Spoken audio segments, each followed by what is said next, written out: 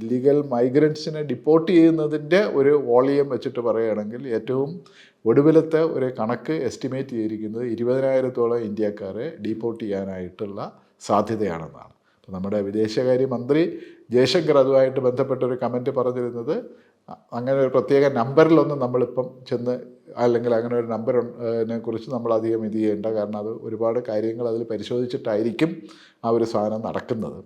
അപ്പോൾ അതുകൊണ്ട് ആ നമ്പറിൻ്റെ കാര്യത്തിൽ നമ്മളിപ്പം അത്രയധികം വ്യാകുലപ്പെടേണ്ട എന്നുള്ളൊരു നിലയിലാണ് അദ്ദേഹം പറഞ്ഞത്. പക്ഷേ എന്നാലും വരുന്ന ഇത് സംബന്ധിച്ചിട്ടുള്ള മീഡിയ അല്ലെങ്കിൽ പല അമേരിക്കൻ മാധ്യമങ്ങളിലും അല്ലാതെയുള്ള മാധ്യമങ്ങളിലും എല്ലാം കിട്ടുന്ന ഒരു വിവരം അനുസരിച്ചിട്ട് 20,000-ഓളം ഇന്ത്യക്കാർ അവിടെ നിന്ന് ഡീപ്പോർട്ട് ചെയ്യാനായിട്ടുള്ള സാധ്യത ഉണ്ട് എന്നാണ് പറയുന്നത്. അപ്പോൾ ഈ ഡീപ്പോർട്ടേഷൻ എന്ന് പറയുന്നത് ഇന്ത്യൻ സമൂഹത്തിന്, അമേരിക്കയിലെ ഇന്ത്യൻ സമൂഹത്തിന് വളരെയധികം എന്താ പറയുന്ന ആകാംക്ഷയും ഉത്കണ്ഠയും എല്ലാം തന്നെ ഉളവാക്കിയിട്ടുണ്ട് എന്നുള്ളതാണ് കഴിഞ്ഞ ദിവസങ്ങളിലെല്ലാം വരുന്ന ഒരു ഇത്.